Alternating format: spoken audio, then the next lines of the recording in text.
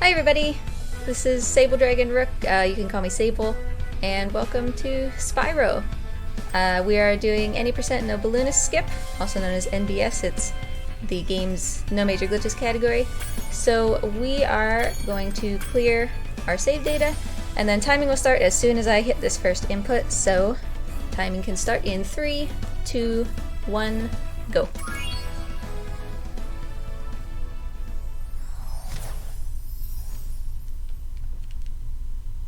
So in any percent, our goal is to fight Nasty Nork. He's the sort of end game boss of the game. He's the one who's turned all these dragons into crystal. And in order to get to him, we need to fulfill a couple of requirements. One of them is dragons, so we're going to start by freeing this first dragon, Nestor. Normally he's unskippable, but we're going to kind of trick the game into thinking that he is skippable. And the other requirements we're going to need to move from world to world and get to Nasty are going to be 5 dragon eggs, 6,000 gems, and 50 dragons. So throughout the game, we're going to be routing ourselves in such a way that we can get those items as quickly as possible and do as little of the game as possible. That unfortunately means we're going to be skipping most of Dreamweaver's, which is honestly kind of an awesome world, but other categories of the game will show off that world more.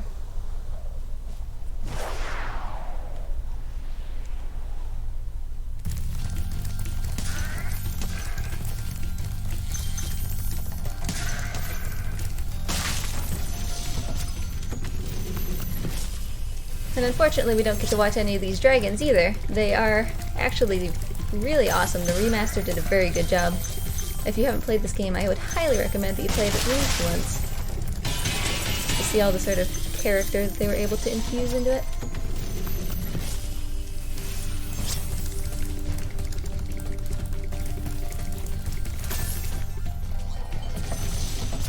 In order to leave Artisans, which is the world that we're in right now, in particular, we're going to need 10 dragons.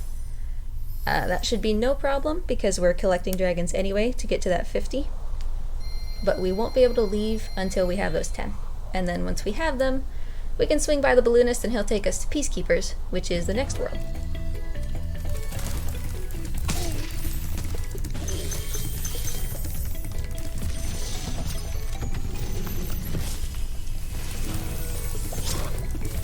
Now for this upcoming level, we're gonna manipulate a hitbox a little bit to let us move to an area that we normally wouldn't be in, at least right away. This level is kind of convoluted in the way that you are supposed to finish it, in that you kind of have to take 2 laps around it, but by standing on a hitbox right when a dragon appears, we can move ourselves straight to the end of the level and only have to do about half a lap.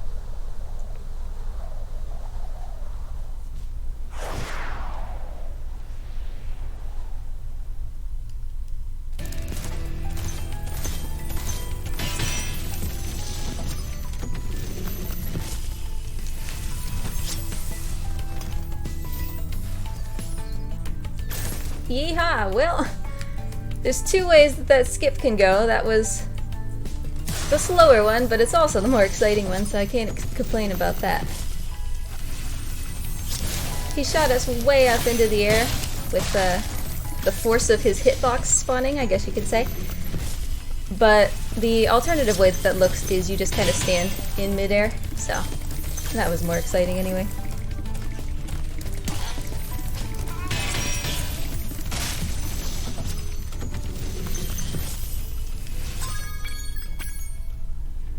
This time we're going to guidebook to go back to Artisans instead of just saying exit level. Because if we exit level, we come out where we entered the level, but if we guidebook, we start back at the spawn point for the world. And the spawn point is much closer to where we want to be than exiting the level, so for that level in particular, we'll guidebook out. The world's boss was behind me there. We're not going to do him, because honestly he just doesn't really have enough gems to make it worth it. Are you ready to go? So that's it for Artisans.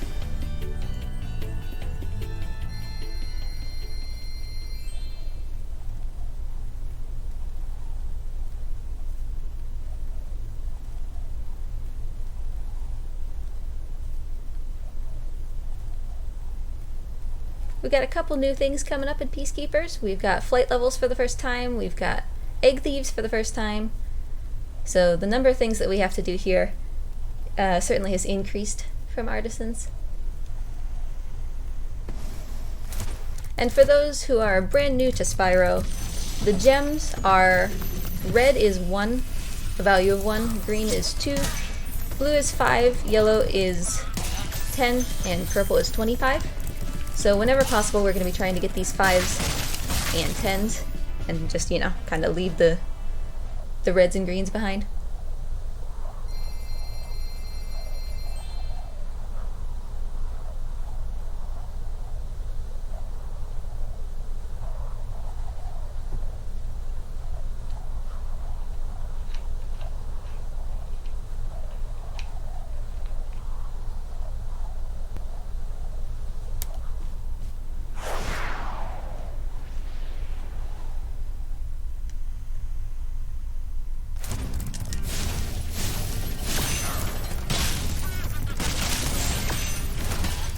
I'm jumping up into the air a lot, either when I explode chests or when I hit enemies, because that's quicker to meet the gem in the air than it is to wait for the gem to fall onto the ground and then pick it up. That's going to become really helpful in some of these later levels with really big enemies that shoot their gem really far into the air. We're just going to jump up and beat it.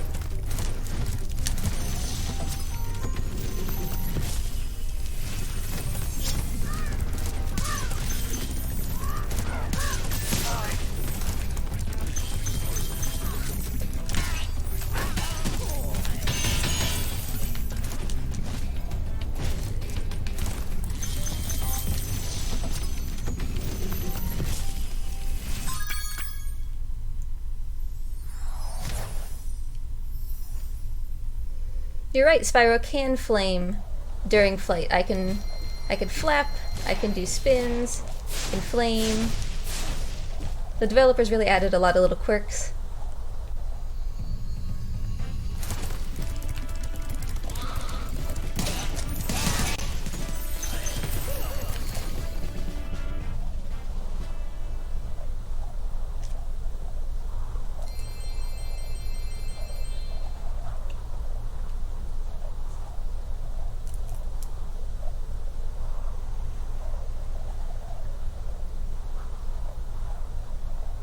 So here in Clifftown we've got our first egg thief. These are speedy little blue guys who are carrying a little dragon egg. We want to hit them while we're in the air, if we can. Not a big deal if we don't, but they have a very long cutscene that plays when you get the egg. And if we don't hit them, whoopsie, if we don't hit them while we're in the air, that cutscene will play. But for some reason, the game thinks that if you're in the air, you don't need to see that cutscene, so.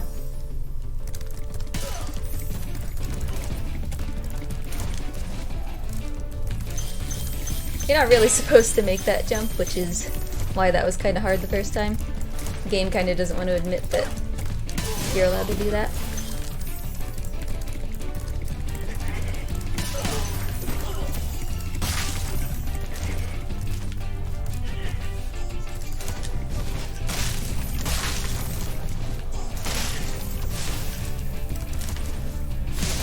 So we didn't get the cutscene there because we were still falling when we hit the thief, so there's one dragon egg and no cutscene. We also hit a little rocket, which is gonna come ahead of us and explode one of the chests that's up above. So we'll be able to pick up all those gems on the way.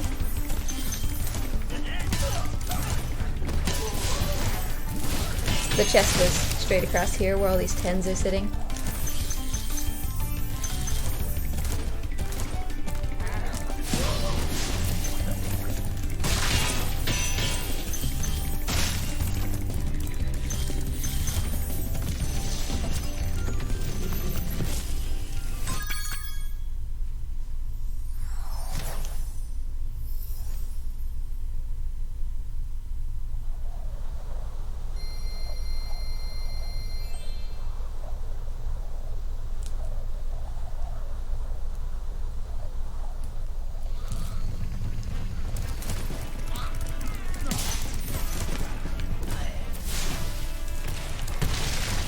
So this is going to be our first flight level.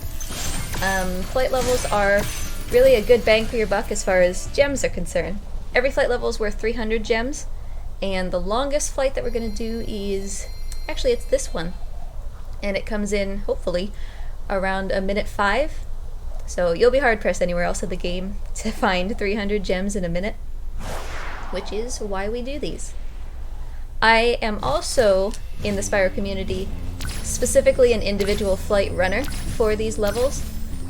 So we are gonna kind of take a little bit of a riskier route here, just because I think it would be more fun.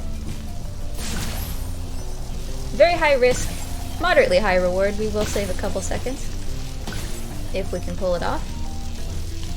So we're gonna try to take the routing that you would take if you were trying to get the world record. Normally, any percent runners wouldn't take this route because it's too risky, and you know, most people just don't practice flight levels too much. A lot of people don't like them, I guess. They find them challenging, but I don't know, they're near and dear to my heart. So here's the hard routing. See if we can get this to work. Awesome. That little bonk off of the lighthouse was what we were trying to get without falling in the water. And we'll run into the lighthouse there to end the level early. And we are sitting at right about 105 for that.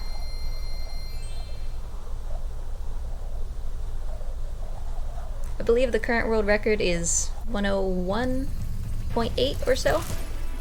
Can't quite remember off the top of my head.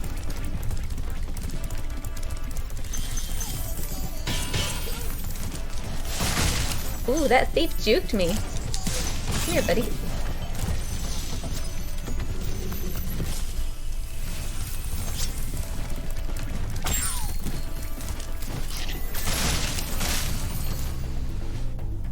Also, again, if you're new to Spyro, you'll see I've got this little dragonfly following me. His name is Sparks.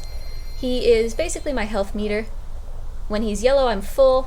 When I get hit once, he turns blue, then green, and then he'll disappear. And once he disappears, if I get hit again, that will cost me a life. But that's not really why having no sparks is bad. We want to avoid having no sparks at all times because sparks helps me pick up gems. So if I don't have sparks, I have to literally walk over every gem that I want instead of just kind of being near it. And you definitely want to try to keep that from happening. It takes a lot of time.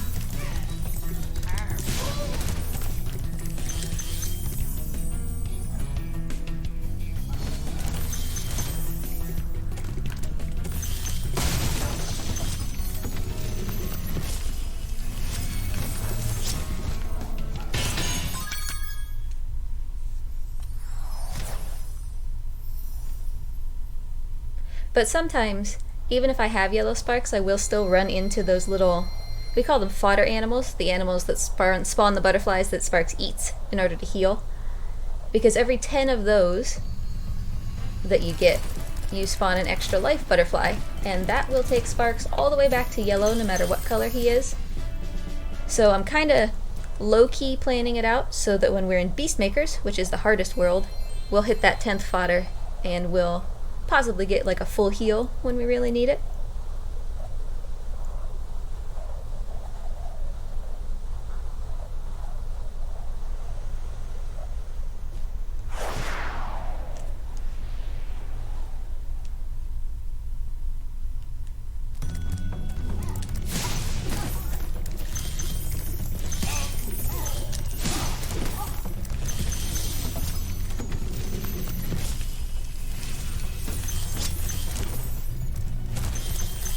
Ooh, Sparks did grab that 10. Not a super big deal, but of the things we want to leave behind, a 10 is not really one of them, so we'll have to make that up as we go.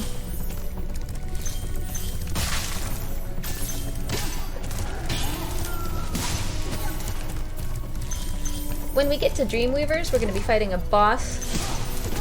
Fighting is kind of a strong word for it. And his level is by far the best for gems in the game, so if we're behind it all at that point, we will pick it up in there.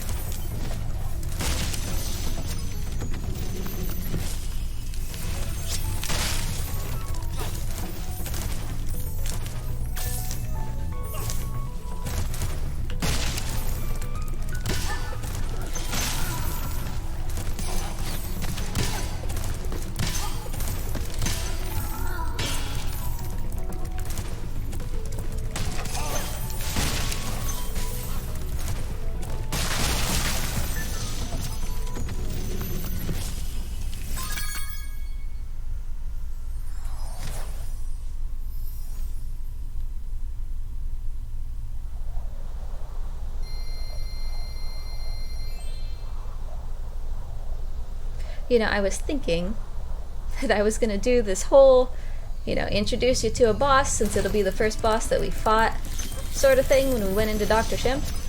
I'm already done with Dr. Shemp. I'm so used to it, you know, I kind of forgot that he was a boss. Because we don't actually fight the boss of this world, we just go into his level, poach some of his gems, and then leave, so. The requirement for leaving Peacekeepers, which we obviously just did, was 1,200 gems. So since we've met that requirement, the balloonist says, okay, let's go to Magic Crafters. If you don't, for some reason, meet the requirement of the balloonist, he'll just be like, oh, I would really feel better if you would do X.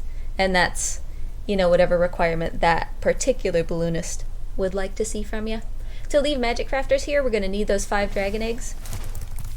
We're on track so far, and we're about to get another one, I hope. So we need 2 more.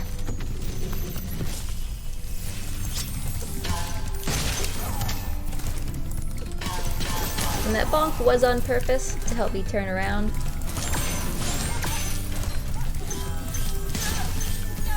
Oh, Sparks. Thanks, buddy.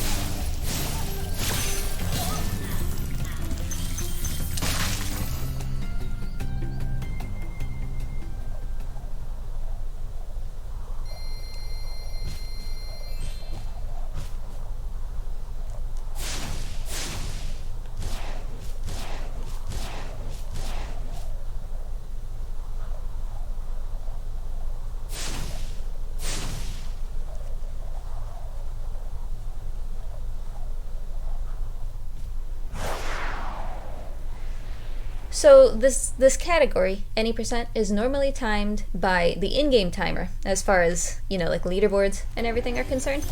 So the in-game timer can be viewed in the guidebook. Oh, that wasn't very kind.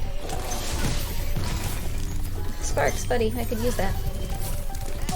And for the sake of in-game time, we want to try to... Oh, you tricky little wizard. You know, we want to try to mitigate in-game time being spent as much as possible. So when a dragon is playing, in-game time doesn't spend, so we're going to let this guy play to pause the in-game timer while letting the cycles of the level continue. And by cycles, I mean like this door coming down right next to me, so that we can get a better cycle for ourselves without actually having to wait for the cycle to pass as far as in-game time is concerned.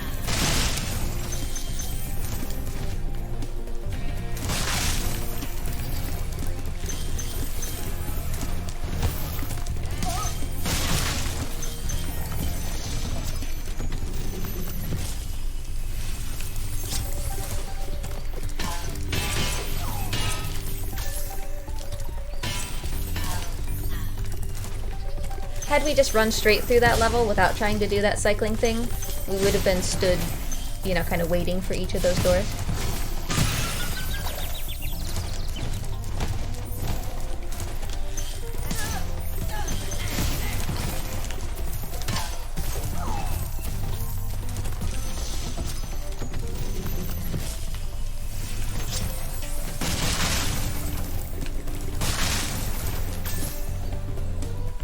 We could try to go for the egg thief that's in here, but he is pretty speedy.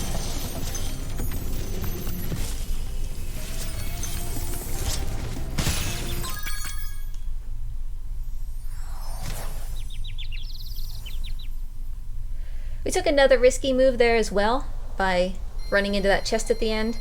running into those fireworks chests, it's faster because you're supposed to flame them and then stand there and wait for them to shoot off into a bunch of fireworks, and then you can get the gems. But if you choose to run into them, it'll hurt you, but you get the gem immediately. So we took a little bit of a risk in that we chose to get hurt down to green in order to get that 5, but it was worth it because we were able to get that sheep there.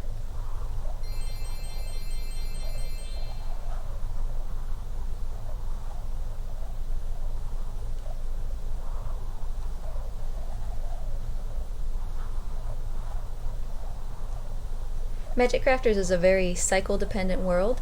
There's a lot of, I mean, it kind of makes sense, right? There's a lot of wizards who are moving stuff around and changing the environment. In this level, we don't really have a way to manipulate the cycles like we did in Alpine Ridge. So we just have to be very quick. If we get slowed down, the cycles are going to fall out of our favor.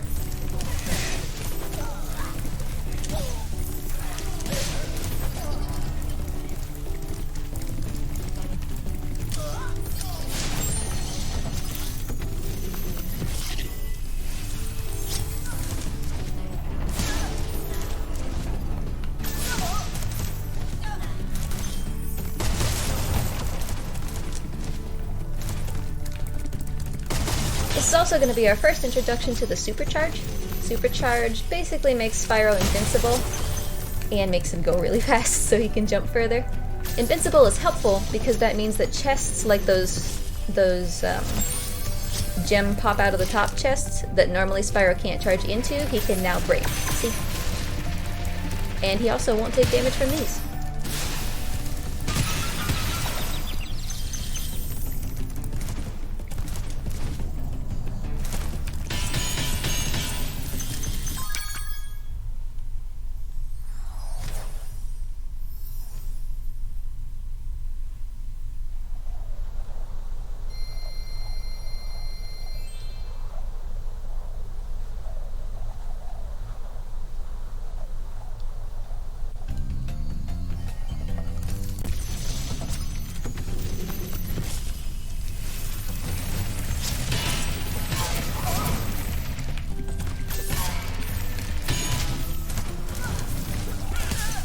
If you're really tight with that movement on the Supercharge, you can smash into that chest that I just broke and make it around the wall that wizard is pulling out.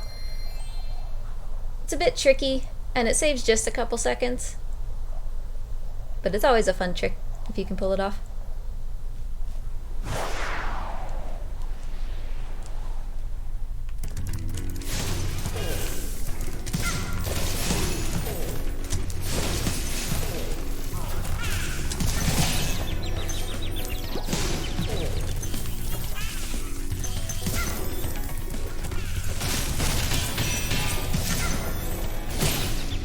Wow, talk about reach. Having no sparks right now is a little bit dangerous, but it's alright. We're about to take Supercharge and become invincible, and we're about to also take a Death Abuse, which will get us back to yellow sparks.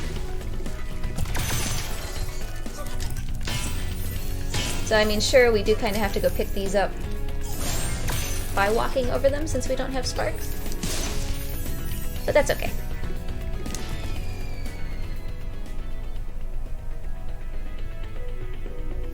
The Death Abuse is just, you know, the quickest method of movement to get back to where we want to be, so now we're good with sparks again too.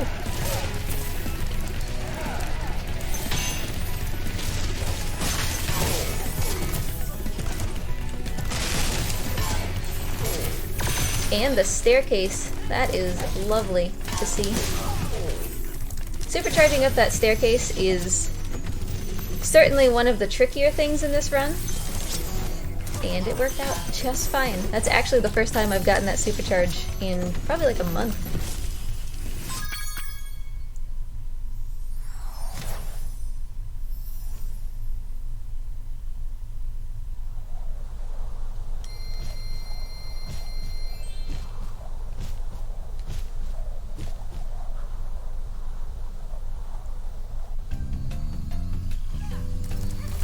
So into another flight level.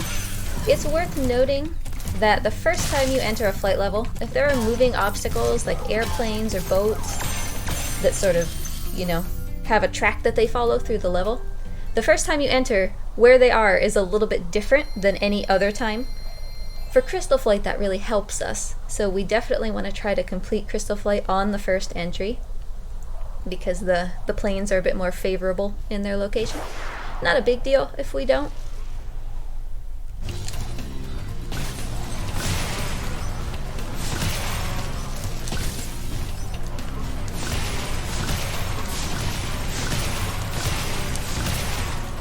But we're looking good.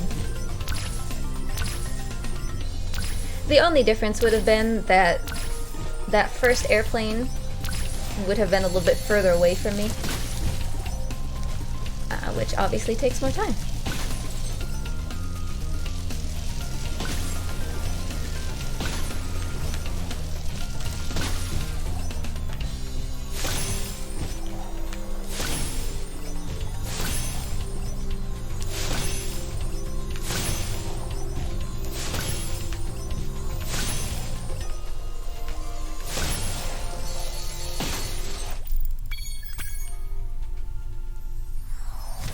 It's really only Wild Flight, which is in the next world, that we will not be trying to do the individual level world record routing for, because Wild Flight is just way too risky for the sake of a marathon.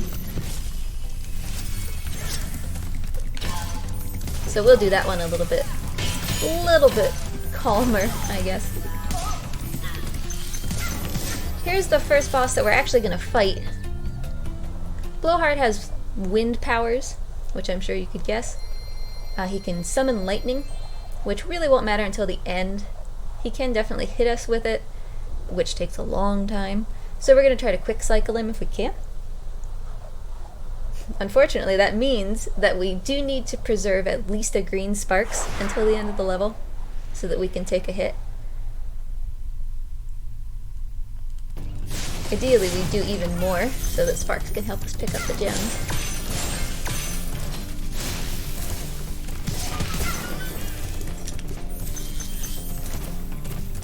Sparks was just not a fan of that green one.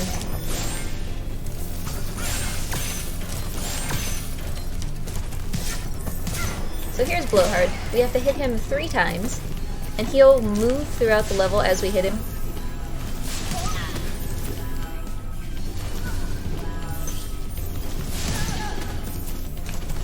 The first 2 times that we hit him, we don't really need to worry about it. Like, he can hit you with lightning, but we're doing it so fast that he doesn't really have an opportunity.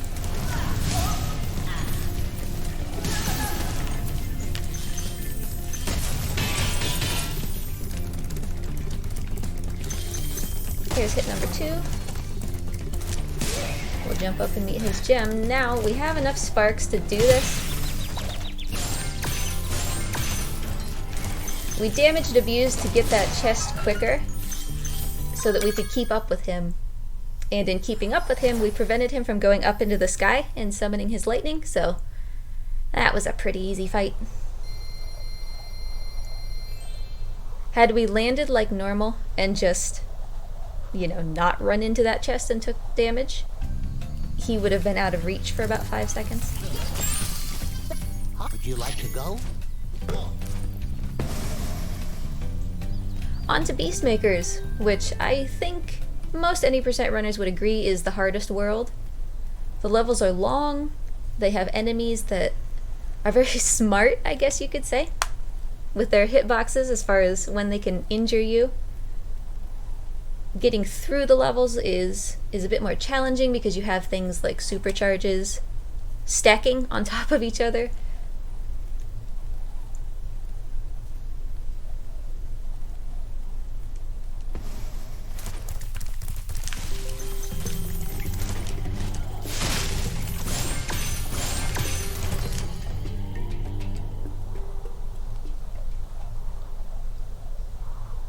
So here in Terrace Village we have a bit of RNG that we're gonna deal with. There's gonna be a lineup of enemies who are electrifying the floors that they stand on. And if we get caught in one of those, it's going to kind of throw off all the cycles. We'll have to see where the first one is in his cycle when we're getting ready to charge into there. We might have to stand around and wait for a little bit. Or we can just choose the damage tank and go through the whole thing and probably lose every Sparks we have. So, we'll see. Sparks decided that 5 wasn't important either. It's fine, we can make all those gems up in Jock, which is the final boss.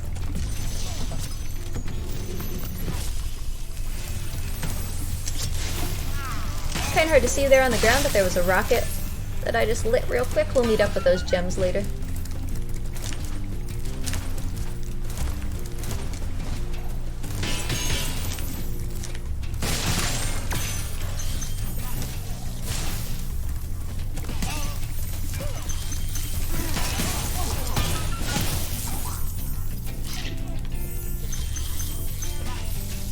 So yeah, we are gonna have to stand and wait for just a second.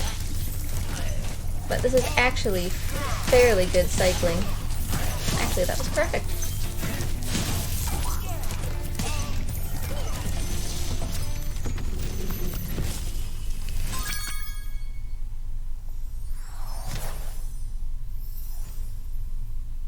The animation of Spyro getting shocked is, boy, I want to say like 3 seconds or so. It's quite long. And sometimes you have no choice. You have to damage tank and spend 3 seconds on each of those panels just because it kind of didn't line up right.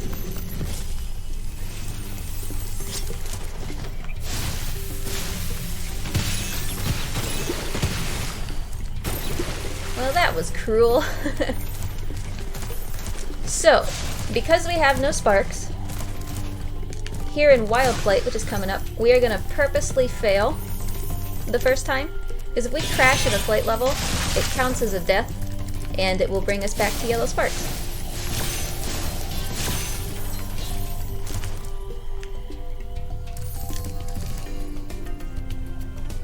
So it's an easy fix.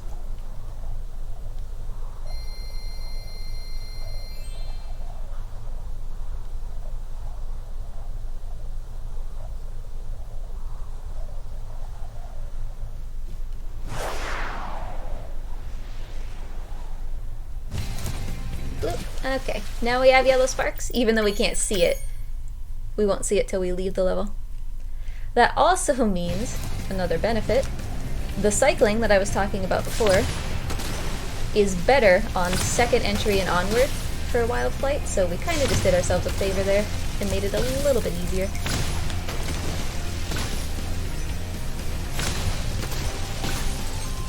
Ooh. Worth being said, because it almost just killed that attempt at Wild Flight. These arches, for some reason, I don't really know what the thought process was behind this, but it's here.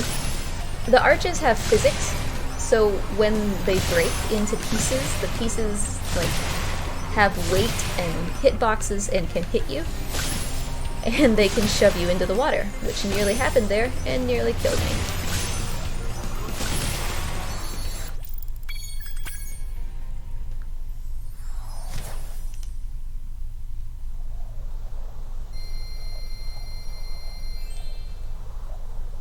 Normally that arch shrapnel is pretty annoying. We didn't get to see Sunny Flight, which was the flight level for Artisan's World, since every world has a flight level. But in Sunny in particular, if you're running individual levels, you actually have to use the arch shrapnel to shoot yourself forward faster than you otherwise would be able to. So I guess in that sense you could say that it's important that it does that, even though most times it's just kind of gets in the way. Guess you could say it keeps you on your toes.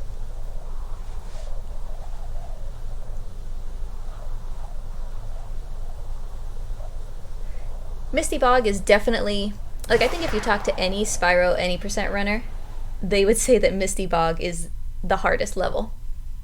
The enemies are very smart and very deadly. The routing for the level is long and unforgiving in between dragons.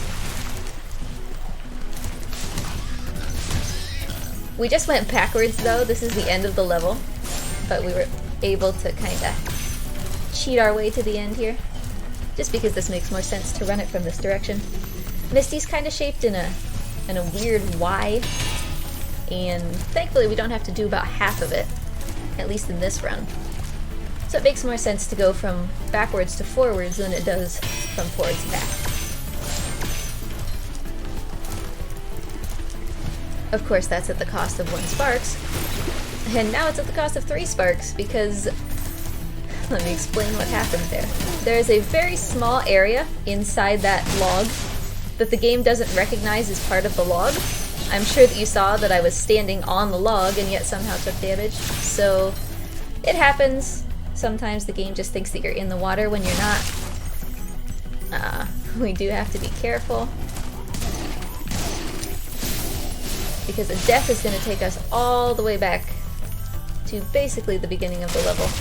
And these guys are spooky. So are these guys. Misty is just spooky, let's be real. Alright, as soon as we touch the dragon though, we're safe. And actually I am gonna death abuse.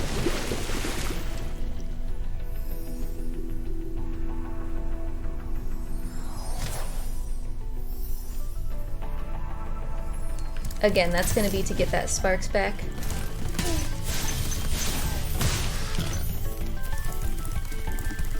Because all the time that you spend in a death screen is real time. And since the game category is measured by in-game time, it's not super big deal to have to spend that time.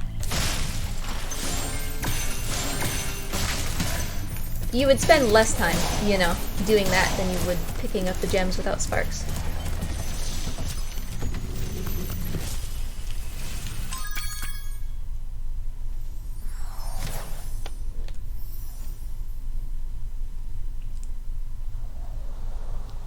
So now with Misty behind us, we got just a couple tricky levels left, and then we'll be good to go.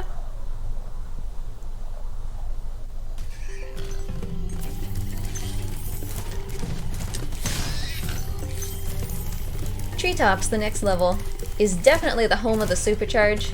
We're going to be doing 2 separate tricks that take advantage of the supercharge. The level's trying to teach you that you can stack supercharges, so you go down the first one, and you go pretty fast, and then you hop to another one, and you go even faster. And that lets you jump further and further, you know, the more supercharges you have stacked. But that takes a long time, running all the way around the level, picking up all those supercharges. So what we're going to do is basically try to double back on the same supercharge in order to avoid having to travel a long distance to get going really fast.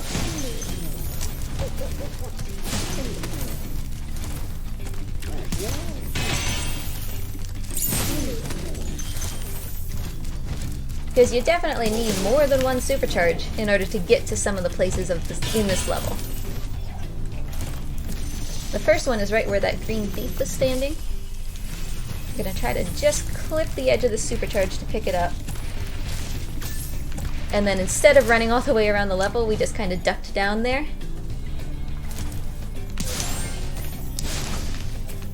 So that's supercharge exploit number 1 complete. It's called the Jed jump usually because this dragon's name is Jed. That was the easier of the 2. The second one that we're heading towards is the one where you have to actually double back onto the same supercharge, which can be challenging. It's actually kind of forgiving in the speed that you have to be coming off of it, but it's not very forgiving in the direction that you have to be coming off of it in order to get it to work.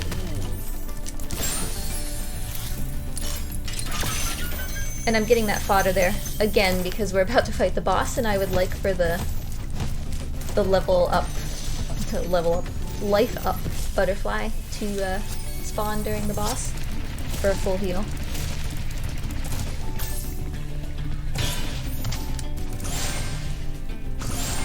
Boy, Spyro is just... he's having a time with this chest.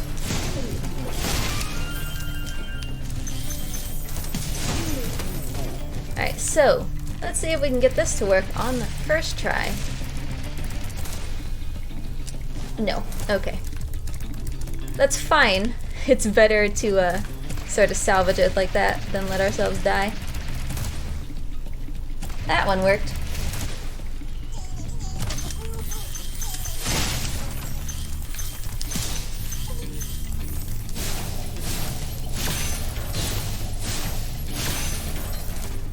The alternative to doing it that way is genuinely to run the entire level. You step on almost every supercharged platform and non-supercharged platform that there is in order to gain the speed that you need to get on top of that pillar, so ain't nobody got time for that.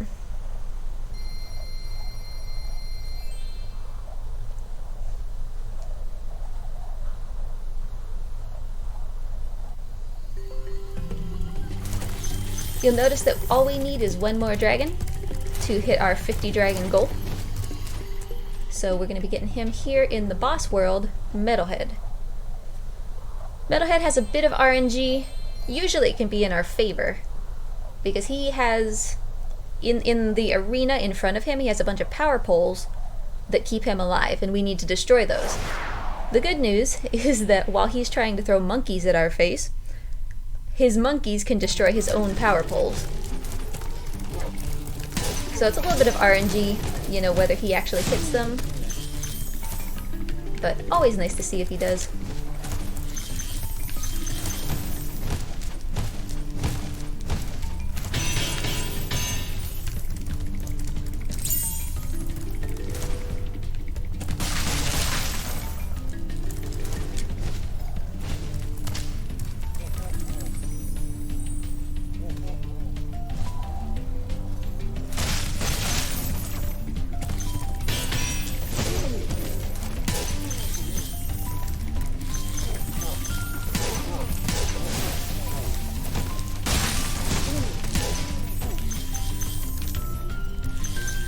There's our extra life butterfly, which we didn't really need at this moment, but that's good that we didn't need it.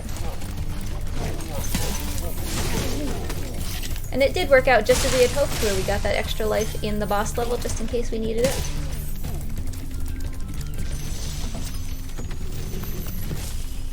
Because as I'm sure you can imagine, dying at the boss is not really what you want to do. See, he did destroy one of his own power poles there, which is great. He also smacked us right in the face, but oh, well, he destroyed his own there too.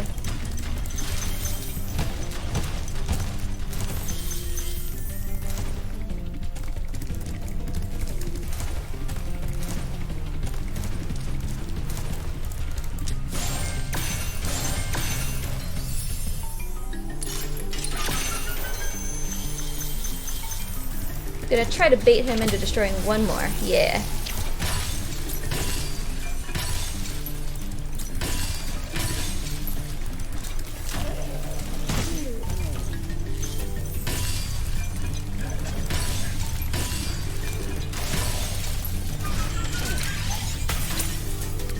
And whenever possible, the final power pole that we destroy, you know, we want to be one that's kind of close to him.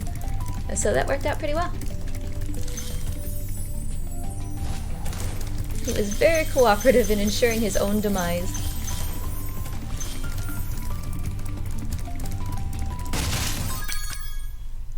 So that's the end of Beastmakers. We have just a little bit of gem mop-up to do. Ideally, when we leave this world, we want to be at about 5150 in gems. And it looks like we're right about on track to do that. We might be just a smidge short, which is fine.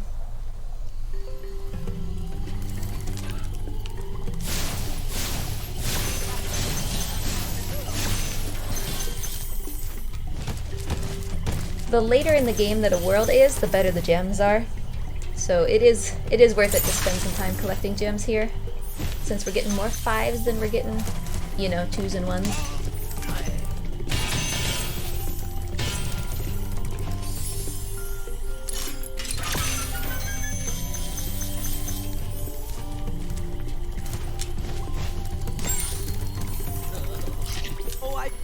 Are you ready to go?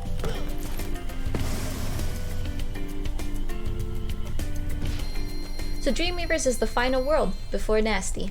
Yeah, we're a smidge low on gems. That'll be okay. We'll make it up in Jacques, and we'll just be a little attentive as we go through Dreamweavers as well, and pick up a couple extra.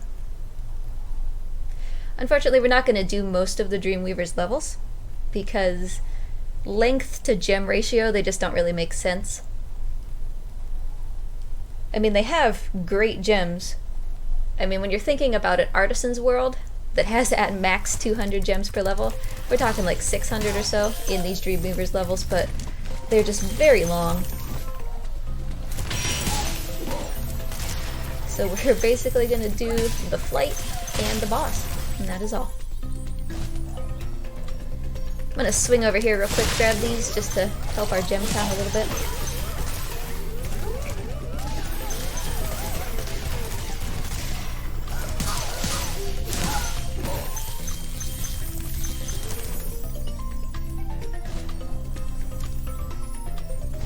We don't need any more dragons, so we're just gonna leave poor Zakomo there, trapped in crystal.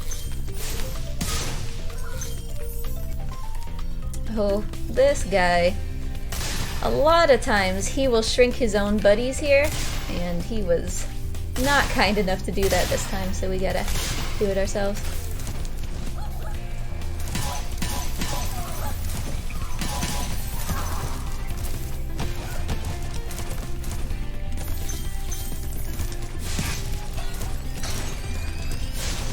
Come back here. Where'd you go?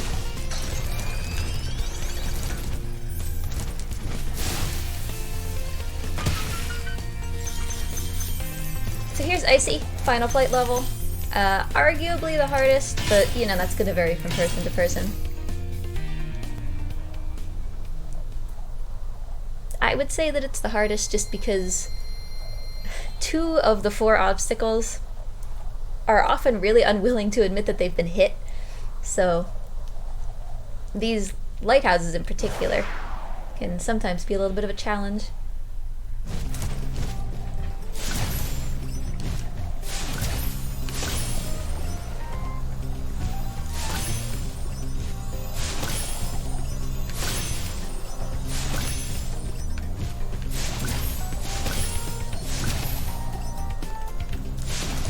See? Alright.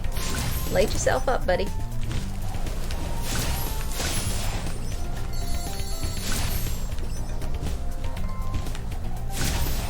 It's gonna make cycling the end of the level a little bit harder, so we'll just play it safe. Whenever there's moving obstacles involved, there's always the chance that they're gonna, you know, outrun you and then you have to chase them down. So we're just gonna make sure that we get these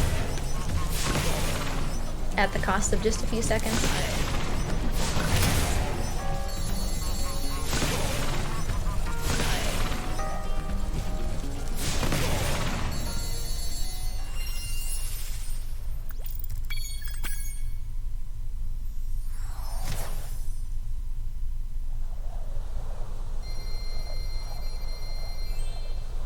So we're about, boy, can I do math? 37 gems short. Which is no worries, I'll go and pick up a couple. We're gonna pick up 16 here, and then I'm gonna actually hop down here and pick up these 2, just to help us out a little bit. Because by the time we come out of Jacques, we need that 6,000 gems. There, now we're looking much better. Jacques himself, the boss, is worth 175 gems. So we're gonna need, admittedly I'm not great at math, but I think we're gonna need about 175 additional gems in order to make sure that we have what we need to go to Nasty's world. Oh, this little fool.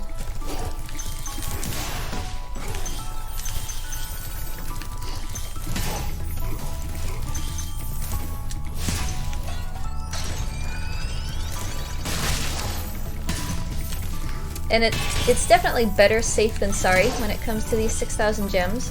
If you don't get enough in Jacques, it's much harder to get what you need. So, at the cost of just a couple more seconds, I am going to collect probably more than we're going to end up needing. The gem ticker just, you know, basically keeps going for a lot of this level, so it can sometimes be hard to tell where you're at. But we should be just fine.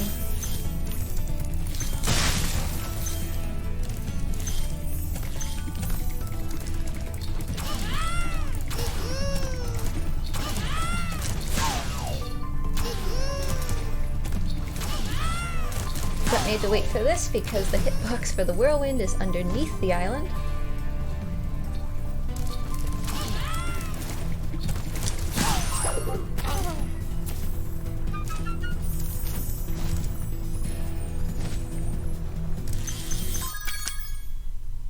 Alright, let's see that gem count. We want to see 6,000.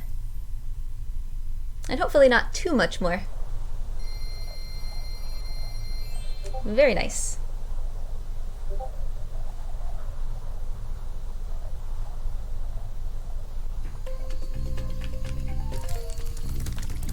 I'm just gonna let you know that I don't think you have Discord streamer mode on, so there's some Discord songs playing. Sorry about that. It's all good. It's all good. If there's a break the next time, Yeah. then you could enable that in Discord's settings. Don't know who on earth would be trying to hit me on Discord at 5 in the morning, but... So here in Nasty's world, we don't have any more requirements as far as gems, dragons, eggs, anything. We're just trying to get to Nasty, who is in that purple dragon head over there. So in order to open these dragon heads, the only thing we have to do is get to the end of each level. There's a return home portal, and we need to hop through it, and that is all. So it's just going to be a straight blitz to the end from here.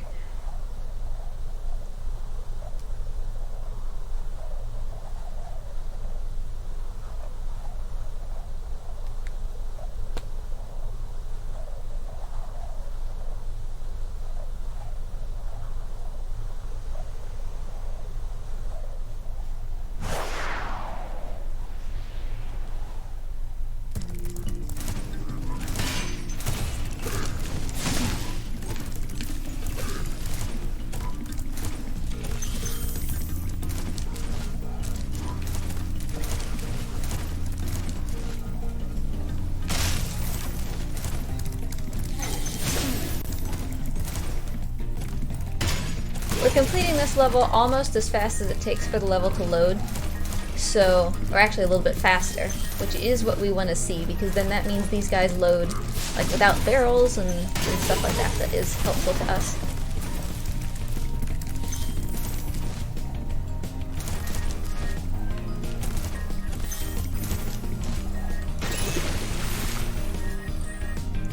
Alright, there's one of two. The only level left is Twilight Harbor.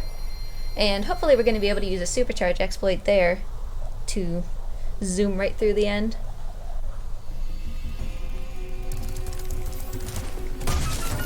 Get those gems just for funsies.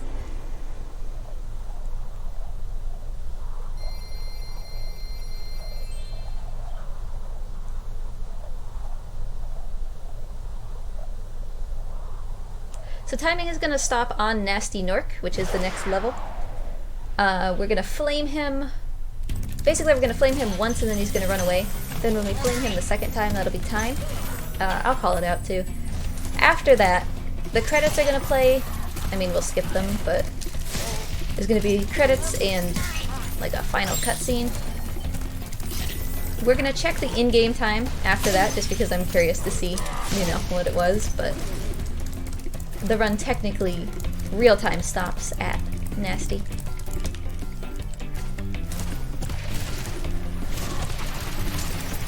If you hop through that dragon's wings, you can avoid triggering the dragon. Worst case scenario, you just trigger the dragon and then, you know, he's out of the way and you try again.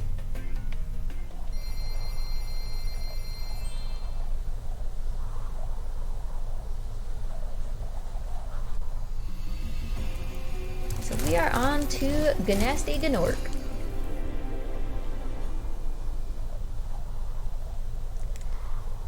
To get to Nasty inside his own level, we need 2 keys that are gonna drop the platform that he's standing on. And those are held by 2 very fast thieves. These guys are faster than the other thieves throughout the game. We're gonna try to just squeak around to get them around corners so that we don't have to really chase them.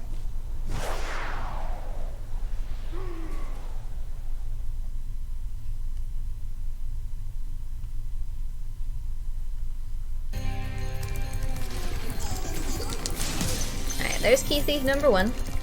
who we kind of sniped around a corner. Key thief number 2. Ooh, very nice. That was early key thief if ever I've seen it. That's exciting.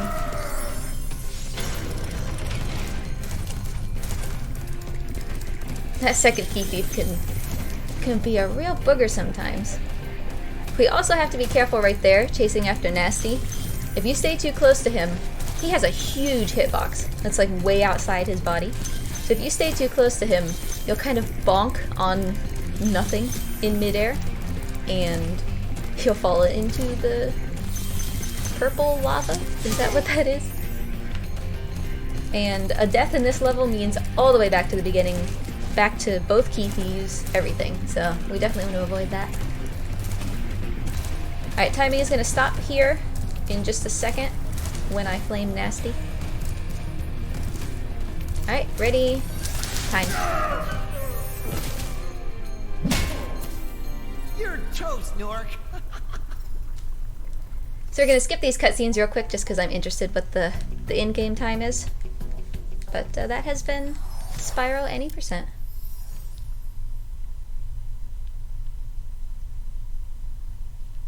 Your RTA was 55:49. Thank you. And 31:23. Not bad. I was hoping for, like, honestly, I wanted a 31 something, so that's great. Thank you guys for watching. That was Spyro any percent, no balloonist skip. No balloonist skip means no glitches. Thank you for having me. I hope that you guys had fun. Actually, I just forgot to set up the intermission scenes in case you want to like shout out some people. I completely forgot to do that. Sorry about that. Well, sure. Actually, I could shout out a couple people. In particular, if you remember, in Town Square, we did this. It's called the Nils proxy, the thing that shot us way up into the air so that we could skip to the end of the level. There's 2 ways to do it, and just recently, Ninpalk, who is a friend of mine, discovered this much more reliable route, which ended up being the one that I used in the run. Nimble found another skip? He is nuts. He found this, you know, because you just get picked up. Let's see if we can get it to work here. Yeah, this, which is super consistent. Just for people that don't know, Nimpulk also found a huge skip in Banjo-Kazooie. That's actually funny. He's just unstoppable. That's great. That's great. Okay, we'll be heading off to intermission for the Sableburger. We'll be doing another run shortly. She will be doing inside all deaths %. So it'll be coming up shortly. We'll be going into mission quickly just so forward spinning purposes and for some more stuff I will be talking over on the intermission. So in case you have any final words. Hi, Spyro. I just wanted to say thanks for having me, and that I hope you guys enjoyed Spyro.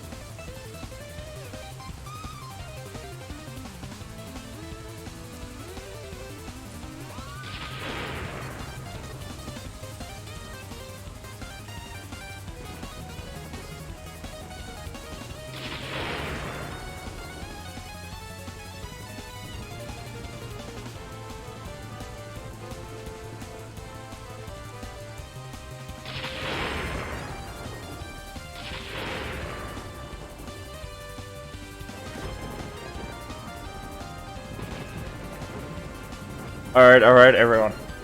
It was a great Spyro run by Sable Dragonroot, but just so everyone knows, she will be doing another run. I'll just announce that again. She will be doing Inside. But, assuming everything goes well, this will be my last run for restreaming today. It has been 11 hours and 29 minutes, so it's gonna be 11 and a half hours once the restream gets cut. I'm just waiting on a final confirmation, just making sure my relief is coming back. And then we'll be cutting the restream over. It has been a long night. I am very glad I'm able to go to stream now, to sleep now. I have been F George, I've ran Carbon earlier. And it has been a while again, so just thank you all for sticking around during my shift. I usually do the EU night, so there's usually not a lot of people. But I love it anyway, I usually get the people with the best commentary. I don't know how. But, it's been a pleasure streaming, like, what, 7, 6...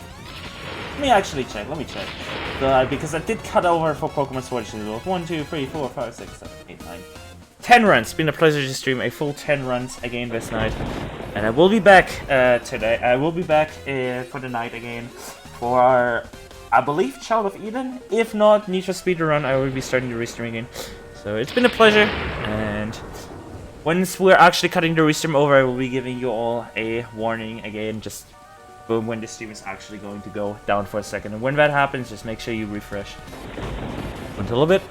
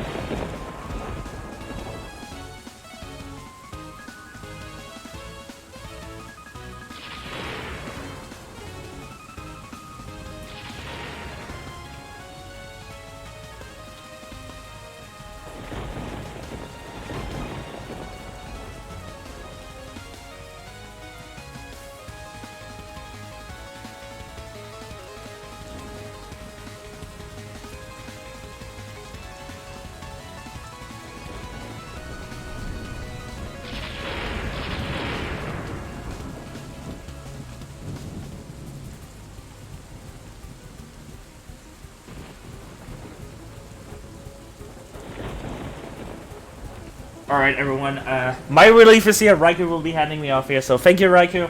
I'm off for the night, and the stream is going to go down. Just make sure to refresh, because we are cutting off free streamers. So, stream is going down in 3, 2, 1...